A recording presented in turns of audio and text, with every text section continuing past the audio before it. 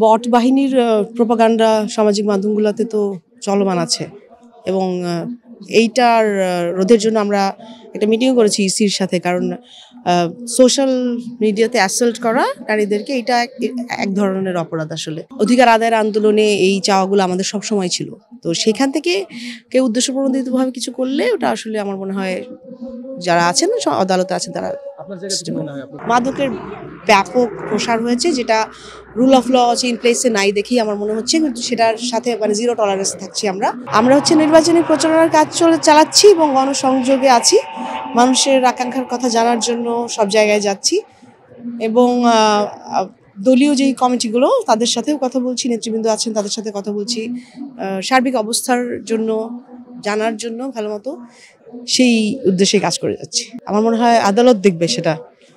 আর যেই বক্তব্যর কথা বলছেন সেটা নিয়ে আমরা অলরেডি একটা স্টেটমেন্ট দিয়েছিলাম, কারণ কখনোই ধর্মবিরোধী কোনো কিছুতে আমাদের বক্তব্য ছিল না। আমার মনে হয় এটাকে উদ্দেশ্যপ্রণোদিতভাবে করা হচ্ছে। বট বাহিনীর প্রোপাগান্ডা সামাজিক মাধ্যমগুলোতে তো চলমান আছে এবং এইটার রোধের জন্য আমরা একটা মিটিংও করেছি ইসির সাথে। কারণ সোশ্যাল মিডিয়াতে অ্যাসল্ট করা নারীদেরকে এটা এক ধরনের অপরাধ। আসলে আমার জন্য না, আমার কোনো মেয়ের জন্য, কোনো নারীর জন্যই চাই না। সেজন্যই আমরা যেটা বললাম যে ইলেকশন কমিশনের দায়িত্ব আসলে এই জিনিসগুলো মনিটর করা। যেমন আপনারা জানেন যে 8 কোটি মানুষ কিন্তু ফেসবুক ইউজ করে, হ্যাঁ, আমার বাংলাদেশে। তো সেই জায়গা থেকে আমরা এই ধরনের প্রচারণাগুলোকে কিভাবে বন্ধ করতে পারি, এগুলো আবার যারা রাজনৈতিক মাঠে আছেন তাদের উপরেও দায়িত্ব বর্তায়। দলীয় জায়গা থেকে প্রত্যেকটা আসলে সব জায়গার অবস্থা তো ভিন্ন ভিন্ন, এক এক জায়গার অবস্থা ভিন্ন। সামগ্রিকভাবে আসলে আমরা জানি একটা মহল আসলে এরকম কাজ করে যাচ্ছে। তো সেই অনুযায়ী আসলে আমার মনে হয় যে আমরা খুব বেশি কি এটাকে মেজর কোনো কিছু না মনে করে আমরা ভালো কাজগুলো করে যাই।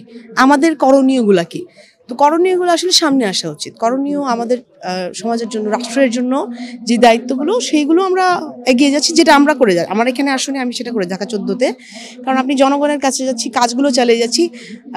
ওই সমস্ত যে জায়গাগুলো ক্রিয়েট করা হচ্ছে, যেগুলো হচ্ছে বিঘ্নিত করার জন্য, সেগুলোতে খুব বেশি আসলে আমরা অ্যাটেনশন দিচ্ছি না। আমি যাদেরকে আসার পরে দেখেছি, আমি মনে করবো আমি খুব ব্লেসড যে এখানে অনেকজন প্রার্থীর জন্য মনোনয়ন চেয়েছিলেন এবং তারা রাজনৈতিকভাবে অনেক ভালো সংগঠক এবং তাদের স্ব ক্ষেত্রে প্রায় 30-35 বছরের অভিজ্ঞতা আছেন। তারা মানে প্রথমবারই যখন মনোনয়ন দেয়া হলো আমাদেরকে এখনো মানে গাইডেন্স দিচ্ছেন, পাশে আছেন এবং মাঠের কাজে আপনারা জানেন যে অনেক বড় একটা জায়গা এটা, বিভিন্ন অঙ্গ সংগঠন সহ। তো সেই জায়গাগুলোতে তারা সর্বাত্মকভাবে চেষ্টা করে যাচ্ছেন, আমার পাশে থাকছেন, যেটা আমাকে আমার মনে হচ্ছে অনেক সাহস দিচ্ছে এগিয়ে যেতে। 2-1 জন হয়তো তারা মনক্ষুণ্ণ, কারণ অনেকের প্রত্যাশা থাকে সেখান থেকে, সেই দাবিটা তারা দলের কাছে আছে, তাদের দল সিদ্ধান্ত নেবে পরবর্তীতে তাদের সাথে কি করা হবে।